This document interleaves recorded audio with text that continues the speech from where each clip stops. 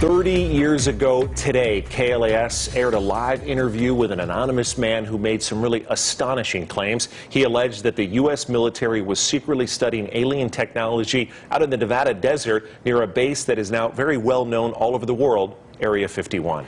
A lot has changed in the decades since Bob Lazar first told this wild story. The Pentagon recently admitted that it really has been secretly studying UFOs and then it wanted to figure out and duplicate that technology. George Knapp looks back at that 1989 interview that started a whole new conversation. It's totally impossible. The propulsion system is a gravity propulsion system. The power source is an antimatter reactor.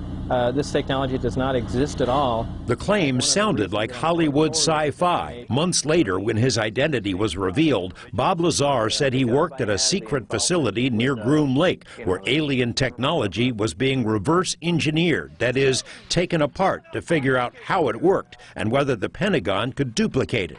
This is the simple drawing he made at the time. Here now I had access and was permitted to view and look at the operation of this main level with the gravity amplifiers and the level below. The premise seems less preposterous now. In a new documentary about Lazar, he describes in detail the spacecraft he worked on 30 years ago.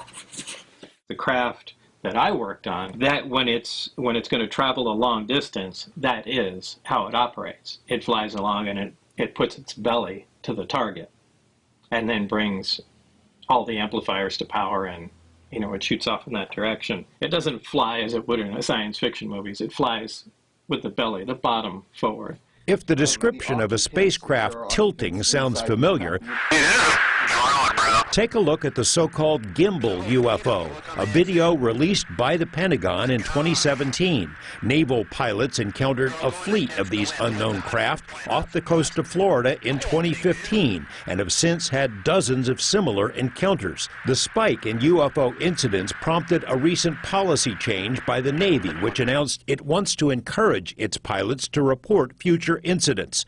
Pentagon officials reluctantly admitted to the New York Times 17 months ago that the military has secretly studied UFO incidents, in part so it might figure out the technology. In the gimbal video, there's a mechanistic turn against the wind without deceleration.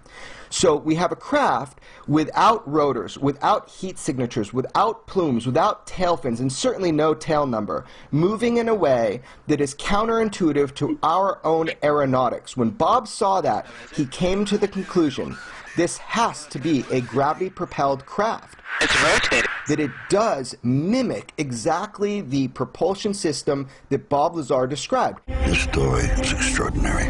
Jeremy Corbell directed the Lazar documentary, but he also broke the story about another now famous UFO incident, the 2004 Tic Tac encounter. The Navy pilot who engaged the Tic Tac, Black Aces commander Dave Fravor, has said he doesn't believe the astonishing craft was made on Earth, that the propulsion might be anti-gravity. When Lazar was shown the Tic Tac video for the first time, it immediately reminded him of the Sport model, his name for the craft stashed in the desert.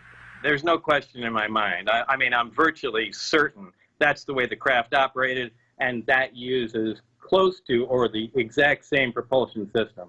Former Pentagon intelligence officer Lou Elizondo was in charge of ATIP, the secret Pentagon study. He told us one goal of the project was to determine the physics of UFOs, how they can achieve the seemingly impossible.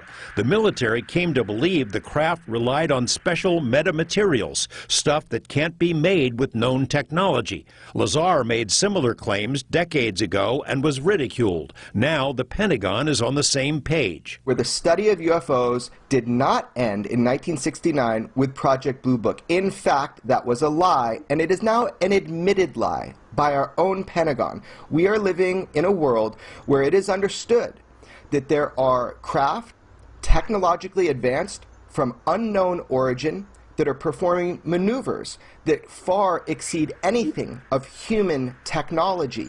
This has been going on a long time, and our government has been studying it. George Knapp, 8 News Now. As always, we have posted additional links and resources connected to this story on our website, including news reports from our archives.